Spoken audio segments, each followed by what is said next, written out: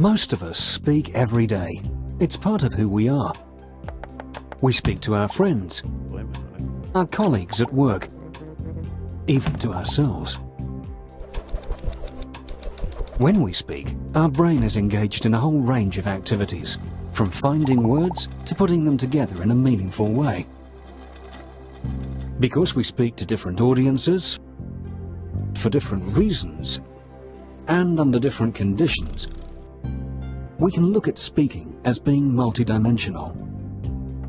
Since an assessment should try to replicate as closely as possible the real-life use of the language in terms of the brain activity and the social conditions in which the language is used, a test of speaking needs to be as close to the context we're interested in as possible.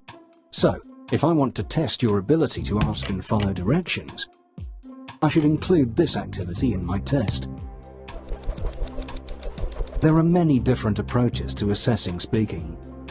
The most commonly used formats are the interview, which can have one test taker and one or more examiners.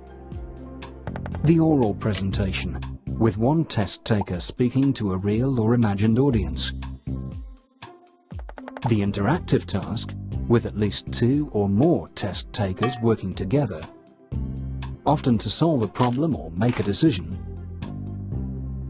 The group discussion task, with 4 to 6 test takers. There are lots of different tasks that are used in tests of speaking. Some commonly used tasks are describing something. This can be a picture, a place, a person, or even an action. Telling a story.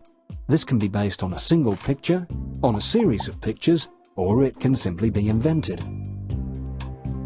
Compare things. These can be real objects, photographs or artwork, or even abstract concepts. Give some personal information.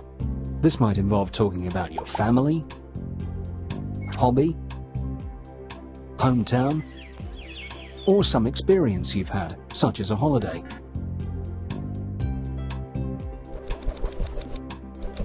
All of these can be done in different settings. They can be performed live in front of one or more examiners. They can be recorded and evaluated later by one or more examiners. The test taker can also talk over the phone to an examiner or to a recording device. Yet another option is for the test taker to communicate via a computer or tablet, with the examiner either live or working from a recording.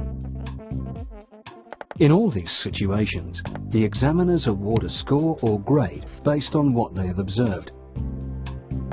Just how they do that is the final part of the puzzle. When the examiner is asked to award a score for a speaking test performance, it is usual practice that they use a set of descriptions of what to expect at different levels of ability. This set of descriptions is known as a rating scale. Some rating scales are simple in design and simple to use. Others are more complex. As with most things, the complex ones tend to be best, but are more difficult to create and use. Improvements in voice recognition technology, when combined with advances in computer power and speed, as well as in our understanding of artificial intelligence, mean that we're getting closer to having an interactive conversation with a machine, which would then rate your performance.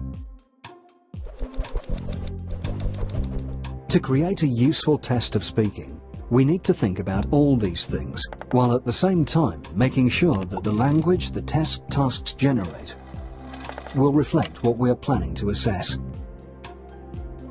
Getting all this right is not an easy job, as there are often conflicting demands, which make the development of a speaking task a bit of a trade-off. For example, we might really want to assess a test taker's ability to interact face-to-face with an examiner, but we may not have enough examiners to make this possible. So we have to compromise and use an alternative solution, such as a computer-based format where the test taker reacts to the tasks set by an on-screen avatar. There are positives and negatives to all solutions. We just need to be aware of this complexity when designing a test of speaking.